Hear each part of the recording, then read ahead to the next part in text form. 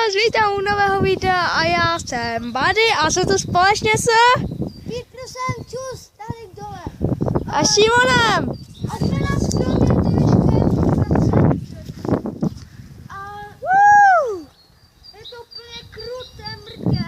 Party after party. Máme tu udělaný bunkr a tady udělají menší střih, jo? Jo. Půjdem. Tak kluci a holky, jsme zpátky a jak jste si mohli všimnout, tak Buddy byl tak vysoko, že to ani nebylo možné.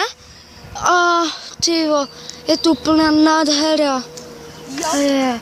Tady je to tak hnusné, protože tu kácíme s taťkou les, máme práci nějakou. A Tak už to končíme, ne?